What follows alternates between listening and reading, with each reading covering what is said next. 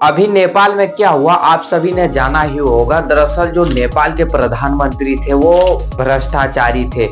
उनके जो बच्चे थे वो विदेश में जाकर यश मौज कर रहे थे और वो अपना जो फोटो है वो इंस्टाग्राम, ट्विटर और फेसबुक जैसे प्लेटफॉर्म पर अपलोड कर रहे थे, जिसके बाद वहाँ के जो युवा है उनको बुरा लगा कि हम लोग बेरोजगार घूम रहे हैं और जो ये नेता के बच्चे हैं ये सब यश मौज कर रहे हैं। उसके बाद वहाँ के जो जेनजी हैं यानी कि वहाँ के जो युवा हैं उन्होंने प्रोटेस्ट करना शुरू किया। उसके बाद जो वहाँ के प्रधानमंत्री है उसके द्वारा नेपाल में इंटरनेट सेवा यानी कि फेसबुक, इंस्टाग्राम और यूट्यूब जैसे प्लेटफॉर्म को बंद कर दिया गया। और वहाँ का जो सरकार है उन्होंने रीजन ये दिया कि हमारे जो ये फेसबुक, इंस्टाग्राम और यूट्यूब जैसे प्लेटफॉर्म है वो हमारी देश के सुरक्षा के लिए हानिकारक है, वो हमारी पॉलिसीज को नहीं मानता है।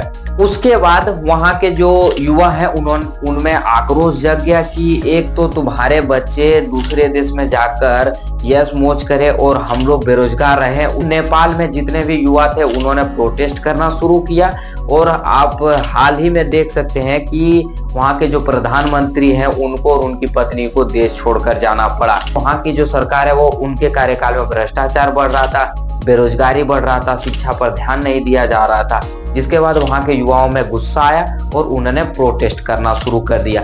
परंतु दुख इस बात का है कि वहाँ के जो युवा है वो गुस्से में अब कैदियों को भी रिहा करना शुरू कर दिए। खैर इससे भारत पर बहुत असर पड़ने वाला है क्योंकि नेपाल हमारे पड़ोसी देश है और नेपाल के साथ हमारे रिश्ते बहुत अच्छे थे। लेकिन अब भारत में ऐसा क्यों नहीं होगा, इस पर भी थोड़ा सा नजर डाल लेते हैं। दरअसल भारत के जितने भी नेता है वो होशियार है।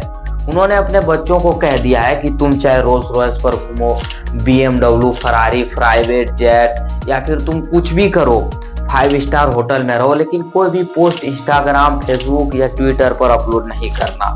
खैर इस मुद्दा के बारे में आप लोग तो पहले भी समझ गए होंगे और मेरा प्रयास था कि आप लोगों को अच्छे से समझाना। तो मिलते हैं किसी नए वीडियो के साथ।